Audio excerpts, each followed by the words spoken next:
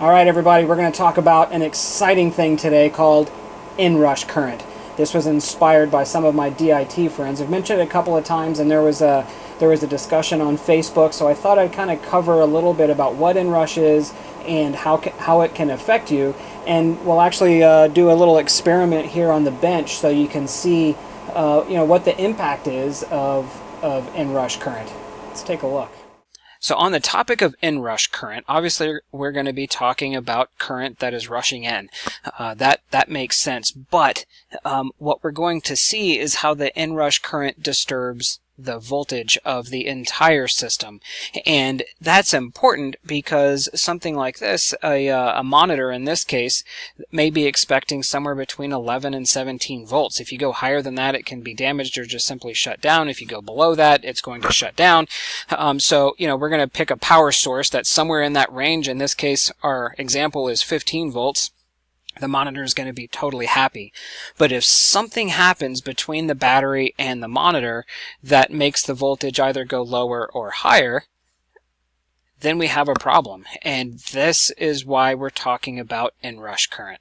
So what we're going to look at is the phenomenon of inrush current. And what that refers to is a sudden surge of current that goes into any of these devices, which really happens when it is first turned on. It's possible that it can happen at other times, but really what we're talking about is when the thing is first plugged in, or it goes, you basically hit the on switch. What happens is the device doesn't just go from 0 to whatever its steady current is. Let's say, for example, this monitor, say it takes 5 amps. Maybe it has a sticker on the back that says 5 amps, or you actually measured it at 5 amps or something like that. When you first turn it on, it's going to take a whole heck of a lot more than 5 amps to get started. And what's happening internally is a whole bunch of capacitors are charging up. Capacitors are like tiny little batteries, and all of these devices have a bunch of them in there. And the device cannot work until all of those things are charged up. And that happens in a very short period of time. So essentially you have the device needing a whole bunch of electricity in a very short period of time, and that's where the inrush comes in. So just get this literally a rush of current going into the device, but only for a brief moment. And most people can't see it. A normal meter like the ones depicted here can't read it, but we have a special device set up today in our experiment, and it can actually see exactly what's happening, and it may give you some understanding about why certain things kind of freak out if they are on the same line as something that pulled in a whole bunch of inrush current. And let's take a look. All right, so what we have here is the actual physical test setup that represents what we wrote down in the diagram. And although this doesn't look anything at all like the diagram, over on the right side we have the power, and right here in the middle we have what looks like a Russian launch decoder. This is actually the box that simulates the inrush of whatever kind of crazy inrush device you have connected. In our example, we used a large monitor. This measures the current. This little box over here simulates multiple other smaller loads or whatever, so we can kind of have this is like kind of the super high-tech version of that. And all of this is going to be recorded and captured on the Keysight oscilloscope, and we can take a look at what happens when the inrush current comes in. Alright, so we're just about ready to launch our test here, and just a quick note about what we're looking at. This is the oscilloscope. On the screen of the oscilloscope, you see this purple line here, and that represents amperage.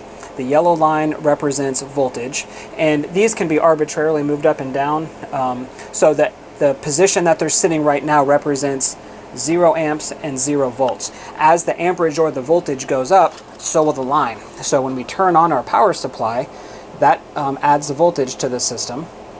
So the yellow one goes up, and the distance that it moved up represents 15 volts. That's what we're feeding it right now.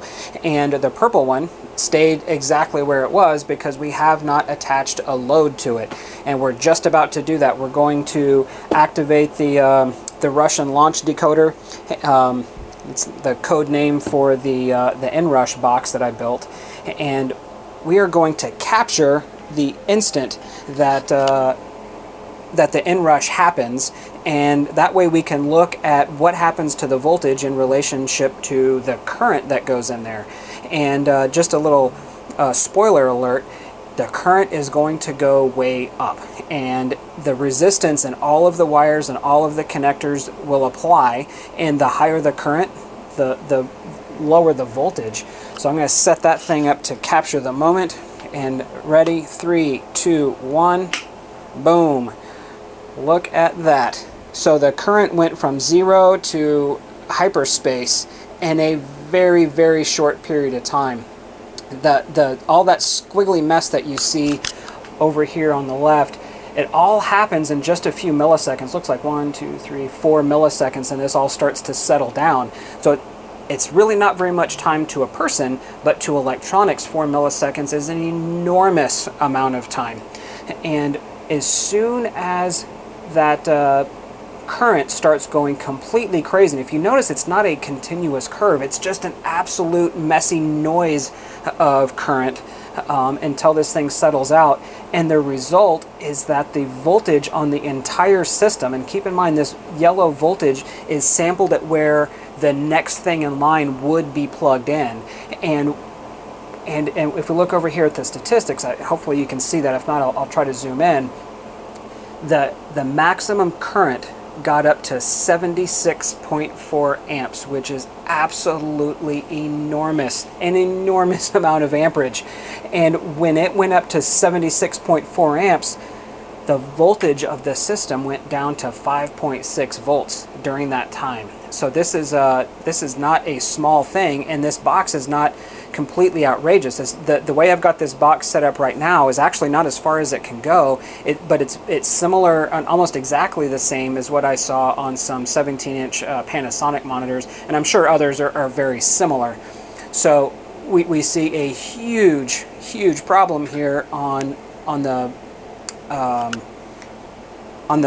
power lines, and this is something that you need to be considering when you're turning things on and off and hot patching things, when you have a computer plugged into the same power or something else that you don't want to freak out. And if you do have something freak out, this might have something to do with it. If you look at things that are turning on and off, in fact, let's take a look really quick at where this thing settles. So of course what we see here is the instant that the thing turns on, but on the right side of the screen, it's like, oh, those are pretty flat. You know, that doesn't look so bad. And you're right.